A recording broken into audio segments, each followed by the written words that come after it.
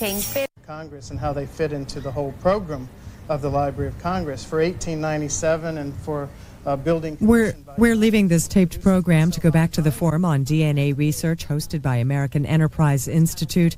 Speaking right now, Margaret Liu from the Merck Company. For vaccine development, and I will be talking about DNA vaccines, but I'd like to actually talk to you as well, not just about the promise of DNA vaccines and DNA research in that modality of vaccines, but talk to you as well about some of the actual vaccines that have been delivered as a result of recombinant DNA technology.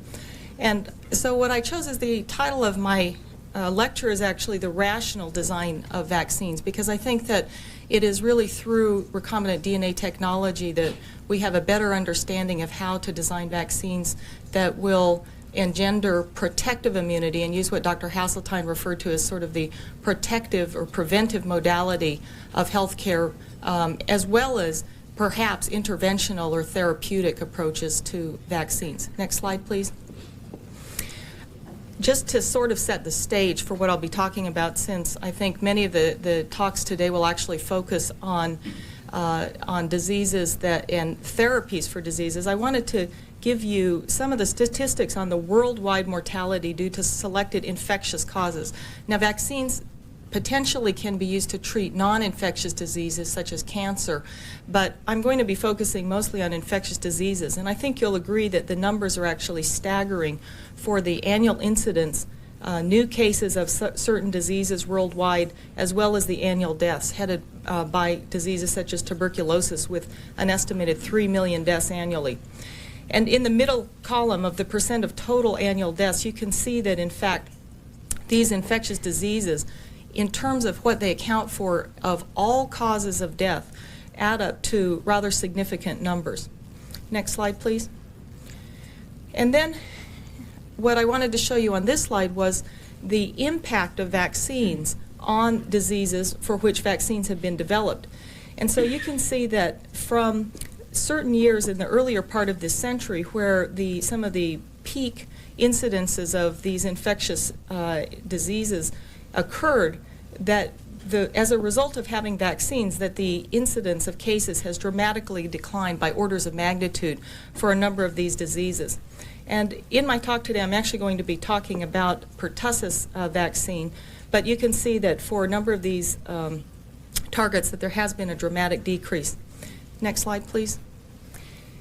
And then in terms of the economic impact, obviously there's been a great impact in terms of the morbidity and mortality and upon the lives of people who were spared illness or spared death because of vaccines. But in terms of the economic impact, you can see that I've selected just a few of the life-saving interventions from a report published by the Harvard School of Public Health Center for Risk Analysis, and put the median cost per life year saved for some of these examples. You can see that vaccines are extremely cost-effective from the economic standpoint. And so both in terms of their impact upon human life and their impact in terms of economics, vaccines are incredibly cost-effective, and therefore I think that it's important as medicine and healthcare continues to change in the way that it's delivered, that we focus more and more on prevention as well as on the interventions. Next slide, please. Then I took a quote from the Jordan Report, which is an annual report describing the accelerated development of vaccines that's published by the NIAID of the National Institutes of Health each year. And in the 1994 report, they stated that only technological innovation can sustain and expand immunization benefits, thereby preventing an additional 5 million child deaths annually.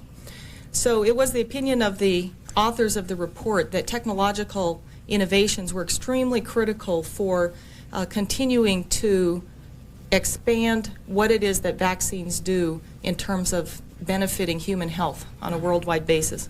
Next slide, please. This is just a summary slide to tell you what I'm going to be covering today. I want to talk to you about the demonstrated and the potential impact of recombinant DNA technology on vaccine development. So in yellow are examples of demonstrated that have already been proven impact of recombinant DNA technology. And then in green under novel vaccines are some examples of future ways in which I think that recombinant DNA technology will have an impact on vaccine development. Next slide, please. So what I want to talk to you about first is an example of making a vaccine more affordable. And I will use as an example the hepatitis B vaccine, which was developed by Merck as well as other companies. Next slide, please. Now, what happened in this case was that, in fact, the original vaccine that was pioneered by Maurice Hilleman at Merck Research Labs was derived from the blood of infected people. It was a very safe vaccine and a very effective vaccine. The limitations of the vaccine were that it was so expensive to produce that there was concern that all of the people who needed to receive the vaccine would not be able to afford it. And just by way of example, in China alone, it's estimated that 10% of the population is infected with the hepatitis B virus. And so you can imagine that trying to vaccinate a population of that size, that might be cost limiting to having a vaccine such as this. Part of the reason it might be a limitation is that the antigen source was to take essentially the blood from people who were infected with the hepatitis B vaccine. Now, as it turns out, the vaccine was extremely safe, and the methods of inactivating the virus resulted in inactivation of other viruses that might be present in the infected people, such as HIV. So it was a safe vaccine, but you can imagine that particularly if one vaccinated more and more individuals and had a successful vaccination program, that the number of people infected should decline, one hopes, and therefore the source of the vaccine itself might become more limiting. The solution to these limitations was to make a single protein of the virus, and this protein was made recombinantly. So in other words, the gene of the outside protein of the virus was put into bacteria, and the protein was made recombinantly. The result has been worldwide usage of recombinant hepatitis B virus, including transfer of the technology to China so that they can more readily afford the vaccine for the country, as well as donation of hundreds of thousands of doses of the vaccine made recombinantly, for example, by Merck to countries that have outbreaks of the disease.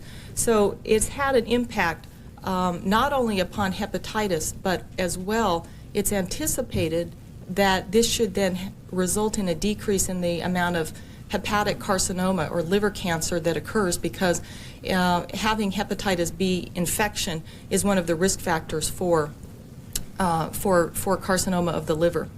Next slide, please. The next example I'd like to use is an example of a vaccine that already existed and that was widely used and very effective, but a new vaccine was needed to make it to make a vaccine that had increased safety and, in a sense, efficacy then. Next slide, please. And this will be pertussis.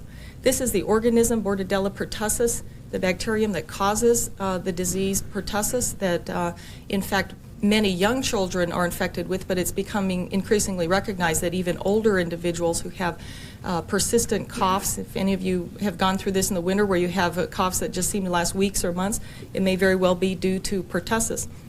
Next slide, please. The original vaccine was basically a whole inactivated bacterium. It was a very effective vaccine. The limitation of it was because it was essentially the whole bacterium, it contained unnecessary bacterial components such as the endotoxin.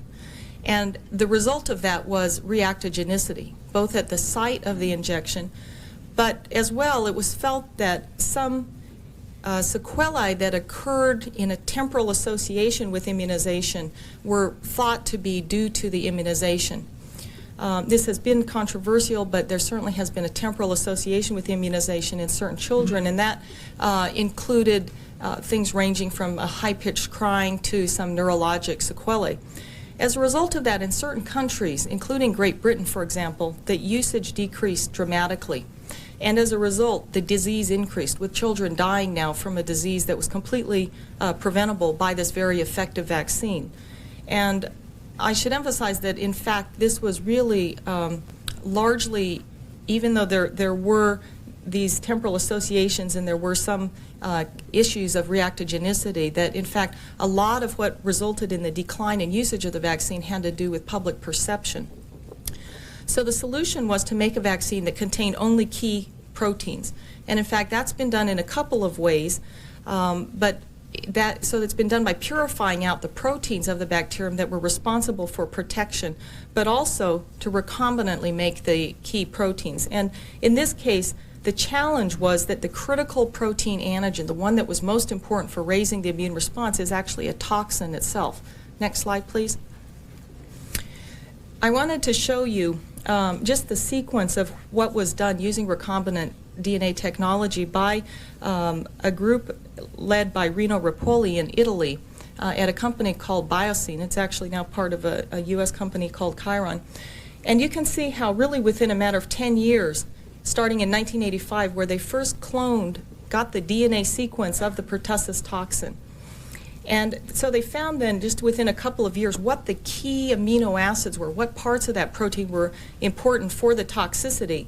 And then what they could do was, by recombinant DNA technology, make a strain of the bacteria which makes a non-toxic toxin. So it still produces a protein which, to the immune system, looks like the correct antigen, but in fact is non-toxic. And so then rapidly they initiated phase 1 clinical trials, and then within a matter of years gained approval, first in Italy, as a licensed vaccine. Next slide, please. This is a cartoon of the active site of the toxin taken by an article by Rino Rapoli that just appeared in Nature Medicine. And you can see that the key elements are that there were really just 2 amino acids, an arginine and a glutamine, that were thought to be important for making this whole protein molecule toxic. And so what they did was, by recombinant DNA technology, to mutate simply those 2 amino acids out of the whole protein to other proteins that therefore removed the toxicity of this protein and yet left the rest of the protein molecule intact for the immune response. Now, I have to admit in my next slide that you will see what generation I'm a product of. And that is that, to me, this model of the cavity of the active site, in fact, very much looked like the change that had been made was simply to remove the teeth off of Pac-Man. And so now what you have is a genetically detoxified toxin. So in other words, instead of having to chemically inactivate a protein, which can result in many gross alterations of the protein in other sites that are important for the immune response, what was done was simply those 2 little points out of the whole protein were changed, and yet the rest of the molecule was left intact. Next slide, please. Moving along, I wanted to give you an example as well of how recombinant DNA technology has resulted in tools to give increased assurance of safety. It's probably important to remind everyone that, in fact, for taking a new vaccine into clinical trials, the most important consideration is the safety of the vaccine. Even above whether or not that vaccine has any immunogenicity or efficacy, the key thing that we consider before taking a vaccine into trials is to demonstrate that it is safe before going into people. And so recombinant DNA technology has been important because it's provided us an additional tool to examine the safety of such new vaccines before going into a human population. Next slide, please. And as an example of that, I wanted to tell you about a test developed by Warren Nichols in our laboratories at Merck to test the safety of DNA vaccines before we started human clinical trials.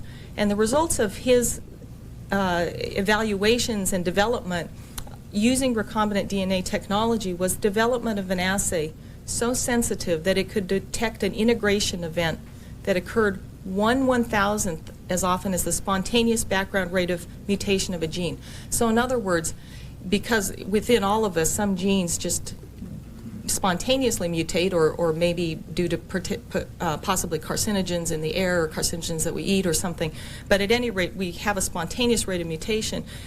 He developed an assay, he and his group, that was so sensitive that it was 3 orders of magnitude more sensitive, could detect an integration event 3 orders of magnitude more sensitive than what would happen just in normal cells. So this was important because it meant then that we could have greater assurance of safety of the DNA vaccines before we went into human studies. Next slide, please. Okay, now what I wanted to turn to is the promise of DNA technology for the future. And I think that it's important to point out that there are sort of two categories in which these new vaccines could follow. The first would be taking existing vaccines but making them more efficacious or possibly safer by using recombinant DNA technology. And the second would be to target new diseases that up until now have not been successfully addressed by existing technologies. And I've listed a couple of examples here. For example, there is a tuberculosis vaccine and there are influenza vaccines. But it's felt that in both of these cases that the efficacy is not as good as would be desired.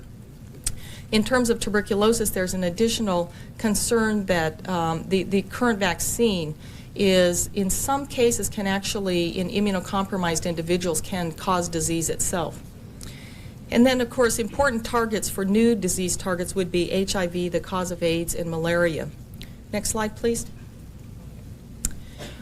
DNA vaccines, as Ms. Long pointed out, are a new approach to vaccination that my group has pioneered and that a number of laboratories around the world are pursuing now. And how DNA vaccines differ from existing vaccines is that rather than delivering part of the bacteria or virus itself, or delivering a live or killed virus, is that instead one delivers a simple circular piece of DNA. And this is actually a plasmid or bacterial DNA. And what it consists of is actually this promoter element is simply a piece of DNA that helps turn on expression of the gene that follows it, shown in blue. What's nice about this technology is that, in fact, you can use basically the same type of plasmid and just stick in any gene that you want. So you can take that blue section and just put in a gene from a bacteria, a gene from a virus, a gene from a cancer cell, or whatever you would like, and then inject this and have it expressed by the human, or in a case of veterinary applications, by the animal, rather than having to make the protein or make the virus or bacteria outside and then deliver it to the host. Next slide, please. This work grew out of some studies from a group led by Phil Felgner, who is a chemist at a company called Vical in Southern California. And he had found a way, he had made some chemicals that were able to deliver DNA into cells. They were very effective at delivering DNA into cells in test tubes, in vitro. And so what he wanted to do was find out whether or not these chemicals could be used to deliver DNA in vivo. So what they did was to use DNA that coded for this protein that could, you could then stain tissues and see whether or not the protein was actually made.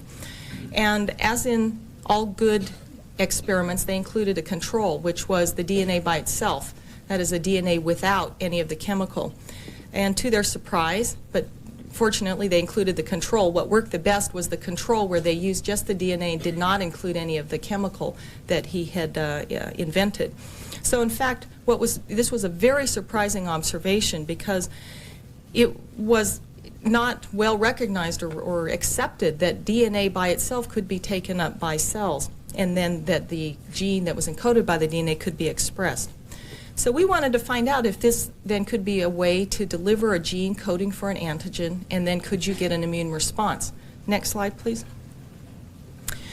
Our reasoning was that if you injected DNA, as you can see down there, and the DNA was taken up by a cell, and then a protein was produced from that injected piece of DNA, you could get both antibody responses shown by what are called B cell responses, depending on where that protein went. But more importantly, for what my group was interested in, you could, we hoped, generate cytotoxic T cell responses shown at the bottom of the slide.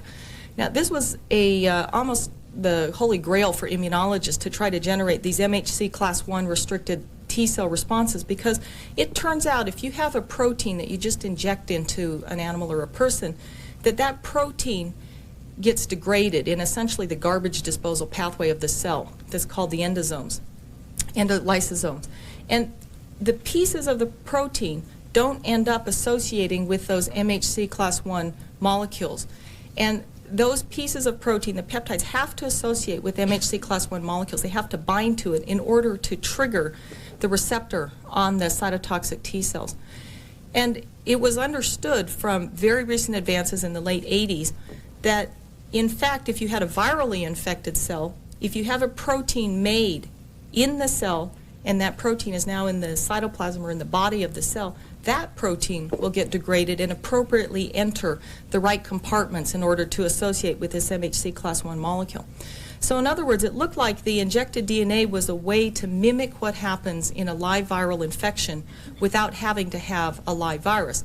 And that, of course, may be very important for diseases such as HIV, where there are concerns that if you use a live but weakened form of the HIV virus as a vaccine, that there might be some safety concerns if the virus were to revert to a more virulent strain. Next slide, please. Now, I'm going to tell you why we were so interested in generating these cytotoxic T cell responses.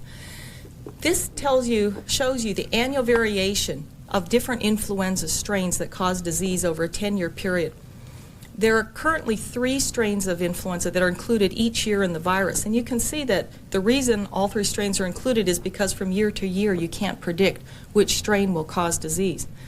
But it gets more complicated than that, and that is that even within any one of those strains, represented by the different colors, that from year to year within that strain there can be enough change in the virus that one year's vaccine won't work for the next year. So in fact, every year there is an educated guessing game that occurs where, by doing surveillance around the world of new strains of influenza that are rising, people at the CDC, in conjunction with other agencies, make a decision as to what strains should go into that year's vaccine.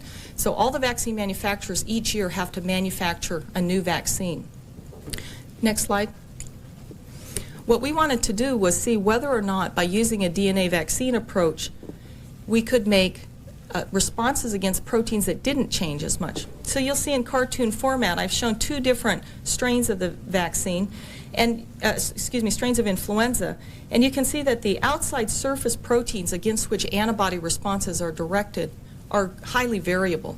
So that antibodies directed against one of those little Christmas balls, for example, wouldn't then respond against a different strain of virus.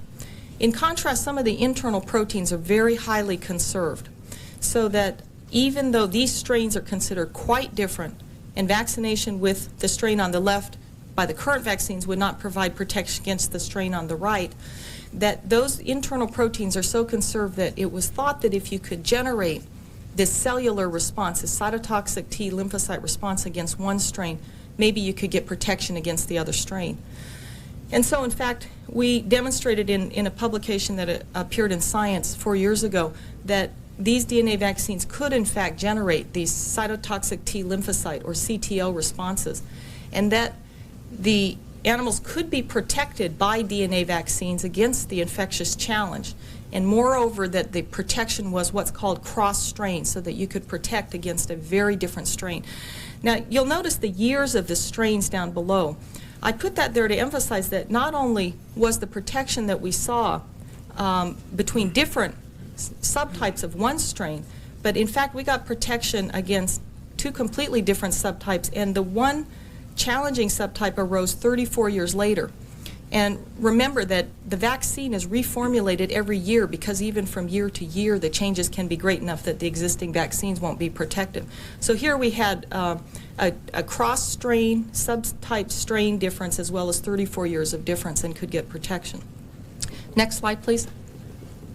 And this is just to show you that, in fact, if one looked at, this is in a preclinical model, the amount of protection that you could get 100% survival in green, shown by immunizing with the DNA encoding this protein, whereas if you used just DNA that didn't code for any protein, that you got nearly complete mortality.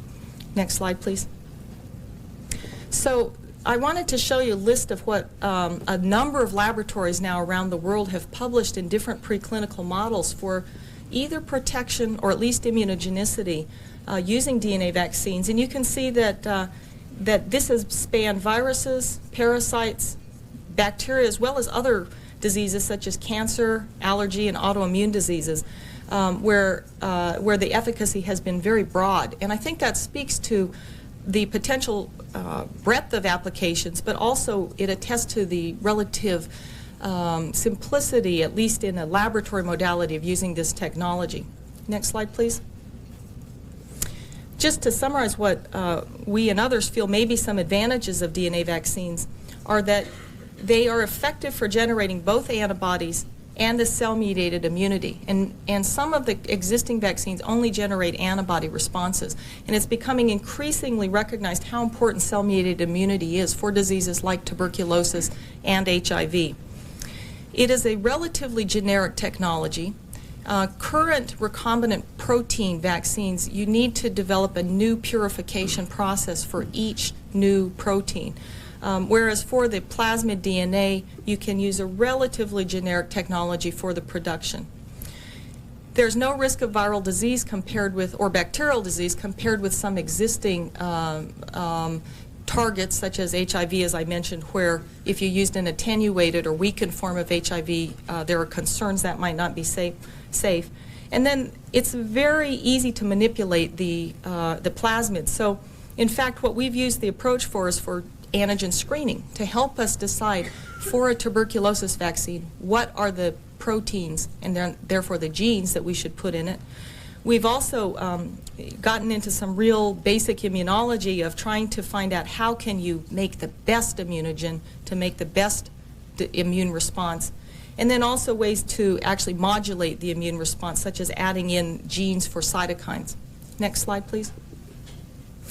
This is a mock-up of the HIV virus and created by Larry Anderson at NIH, and I wanted to show it just to remind myself to tell you that HIV, of course, is one of the main targets that we and others are focusing on for DNA vaccines, because it appears that the technology may be very appropriate for the type of immunity that is thought to be important for HIV, namely the cellular types of immune responses. Next slide. And then I wanted to show you in a sort of shorter form what I think may be some of the critical targets that we think DNA vaccines may be particularly useful for. Some of these because of their incidence worldwide, and some of them because of the type of immunity that is thought to be important. And actually malaria is another disease target that I think is very important and that is possibly amenable to this technology. And in fact, a human study is about to get underway from the Naval Research Hospital to look at DNA vaccines for malaria. Next slide, please. Okay, so then I wanted to talk about how recombinant DNA technology may help to bring about novel vaccines for new delivery modes. The current vaccines, of course, most of them are given by an injection in the arm, and that is very effective for most of the vaccines. There are a few vaccines that are administered orally, but in general, most vaccines are injected. Of course, many adults and children, but even adults, don't get the immunizations they need, and perhaps the injection is a reason for that. So we and others are exploring ways to use recombinant DNA technology to help develop new delivery modes. Next slide, please. This is a diagram of what's called a gene gun, and it's actually a way that's being tested by various companies, but in particular a company called Geneva that's helping to design that is designing a single dose type of gene gun where you put the DNA for a DNA vaccine on little gold beads and then load the gold beads, and then you basically can inject into the skin. So this may be a way to develop certain types of immunity using DNA technology, but also may possibly be an approach that certain people would find more acceptable because it may not involve a syringe and may not be as have the detriment of having an injection. Next slide. And then, of course, what would probably be the most widely accepted approach for vaccination would be an oral vaccine. There are a number of immunologic reasons for trying to make an oral vaccine, including mucosal immunity and so on, since most pathogens enter the body via mucosal surfaces, but also because of the history of for example, the polio vaccine, the oral polio vaccine has been extremely useful on a worldwide basis because it's much easier to administer than the injectable vaccine. And in fact, as you probably know, polio, it is hoped, will soon be eradicated on a worldwide basis, just as smallpox was declared eradicated in 1980 by WHO. And what has contributed in large measure to that is the oral vaccine, because what is done is to organize days that are called vaccination days, and because of the ease of administering an oral vaccine, up to 80 million people have been immunized on a single day by giving them essentially the oral form of the vaccine. Well, now we can bring recombinant DNA technology to bear on making an oral vaccine, and that is to take a gene from a virus that's an immunogen and put it into a vector in such a way that you can now put it into the genome of a plant to make a recombinant plant. Then you could, if, for example, the plant were bananas, now the banana would make this antigenic protein as one of its own proteins, and then the person could simply eat the banana. It's not quite as simple as that because, of course, there are all sorts of immunologic issues such as tolerization and so on, but it's an approach that is being explored and holds great promise. And also, it's felt that in terms of manufacturing capability, of course, if you could just grow a few acres of bananas and immunize a whole country, that would be more cost effective as well as being easier to distribute. So there are a lot of issues that need to be worked out on a scientific basis, but at least this is a promising area. Next slide, please. So here we are with some potential vaccines of the future. Maybe we should make them into potatoes so we can make French fries and might get wider distribution, though. Next slide, please. Okay, and then the last thing I wanted to cover was that DNA technology may help to make novel vaccines by assisting in the process of antigen discovery. One of the key challenges for making many vaccines is that it's not known what protein or proteins should be focused on for making a given vaccine. And so for viruses, which are very complex, bacteria, parasites, cancer, there are often hundreds of proteins within a cell, if not more, and it's hard to know which protein may be important for inducing protection. Next slide, please. One thing that can be done, and has been done by several groups, is to take a virulent pathogen and then a pathogen of the same type but that's attenuated, that doesn't cause disease. So this has been done, for example, for tuberculosis, where you can take a virulent form of tuberculosis and a more attenuated form, and it will and then one can determine what gene is missing from the attenuated pathogen, and therefore one can focus on saying this gene is responsible for virulence. Perhaps it would be a good target for the immune response if you targeted it, just as the toxin in pertussis is important both in terms of an immunogen, but it's also one of the key proteins for causing the pathogenesis of the infection. So this is a way that DNA as a tool has been very important, and I think will continue to be important for determining the right proteins to use for making new vaccines. Next slide, please. So I wanted to summarize what the impact of recombinant DNA technology has been on vaccine development. It's resulted in a more affordable hepatitis B vaccine, which has resulted in increased vaccination. It's resulted in an improved pertussis vaccine in terms of the safety, which should result in increased vaccination because of the public concerns. It's resulted in tools to increase our preclinical assurance of safety before starting human studies. And then it's been important for new vaccines in development in terms of new technologies for vaccines, for discovering new antigens, and for developing new delivery systems, all of which should result in increased vaccination. Next slide, please. I wanted to remind everyone of how far we've come in the 200 years since Jenner first began giving smallpox vaccines. And I actually want to point out, since Jenner has been widely feted and celebrated as being the developer of the first vaccine, that of course, in fact, his observations for prevention of smallpox actually date back to Lady Montagu in Turkey, who used to take crusts from smallpox patients and use them to immunize, as well as then to the Chinese, who before that likewise developed the process of variolation. But at any rate, Jenner gets the credit. He did a good job of publishing his methods, and you can see this little hut where he gave his vaccines, to me, is very an appropriate reminder of the crudeness of that first vaccine, which was basically a related virus, which of course contained all of the protein components. And in fact, in talking to the people who used to manufacture this, they said that because the virus was grown on cows, that it contained cow hair, cow protein, you name it as well. So we've gone from that, which was such an effective vaccine and a safe vaccine, that it eliminated a disease from our entire planet. Next slide. We've gone from that to now what is recombinant DNA, which is in a sense a chemical, a highly purified entity that is completely characterized. We know the entire sequence of these plasmids, and it's quite sterile as well. So that we've gone from this sort of crude form, which was very, very effective, to a much more highly developed, high technology approach that one hopes will have an impact on improving health for humankind. Next slide, please. So in summary, recombinant DNA technology has led to more rational design of vaccines. This has resulted in vaccines that are more affordable and hence available. It's resulted in improved potential for new disease targets such as AIDS. And importantly, these vaccines to date, and in the promise of these vaccines, is for the prevention of illness, suffering, and death, as well as for therapies. But I think that the prevention is really critical. And the net effect has been improved human health worldwide, which has been extremely cost effective, but also has been very life effective. Thank you very much.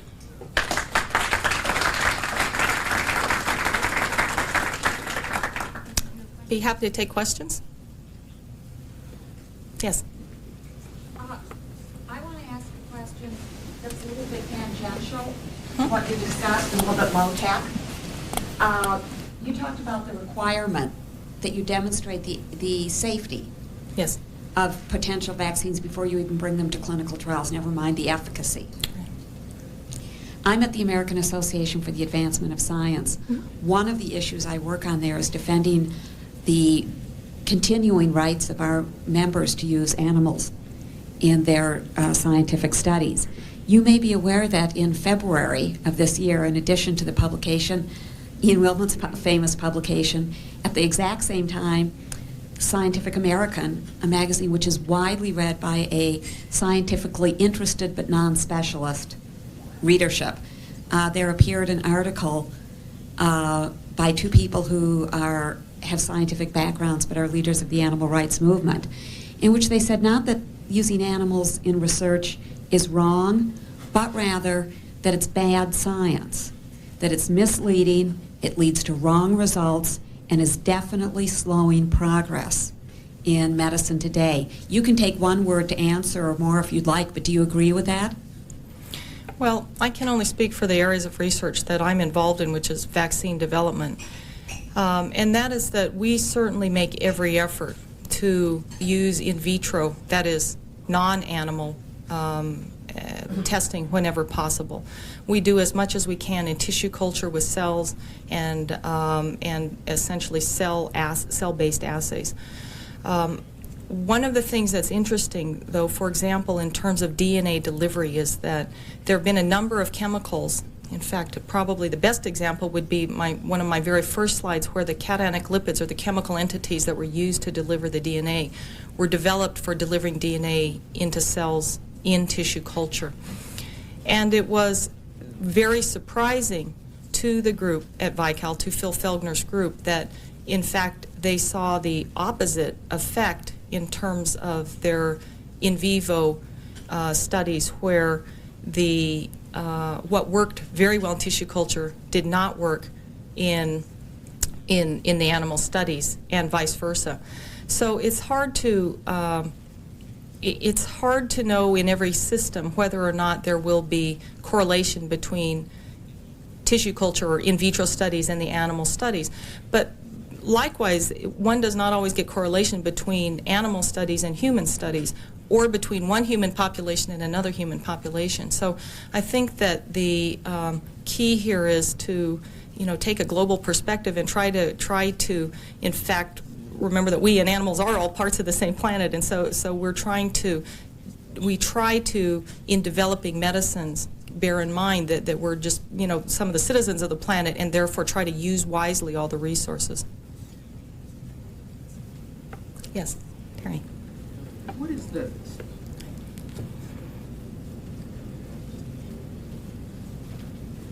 state of knowledge about tumor cell antigens?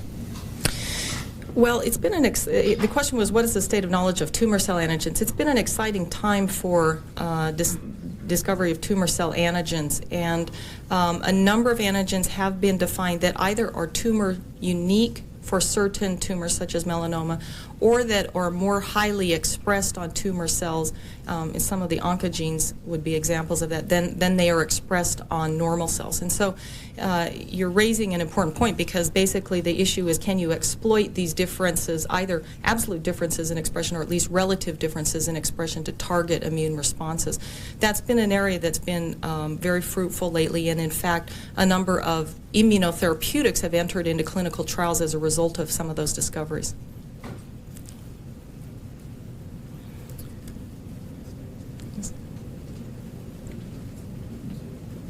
You had mentioned several disease targets for the research. When would these various targets be cured, and what do you think will be the next steps? Well, in terms of the question was for these various disease targets, when would when would we get real new vaccines, and what would be the next steps?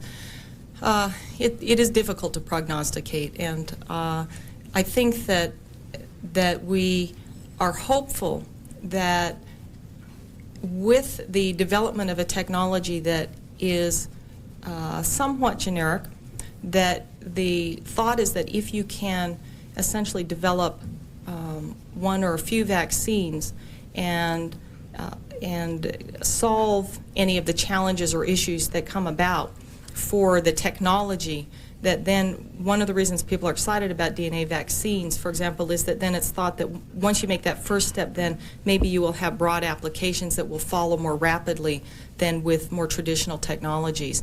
I couldn't tell you when, because this is science, and so we don't know when we will have those results, but I think that what I can tell you is that because the focus is on using technologies that have a common basis, the hope is that there will be broad applicability once you solve any particular challenges, or once you demonstrate efficacy of a technology. All right, thank you, Dr.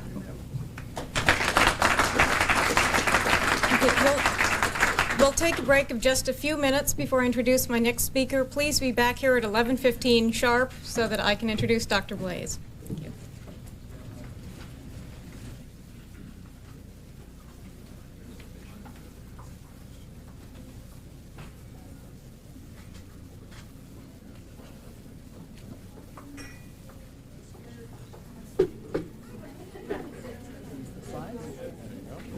As you may have just heard, this AEI forum on DNA research is taking a 15-minute break. R. Michael Blaze from the National Human Genome Research Institute will talk about gene therapy after the break. While we're waiting, we'll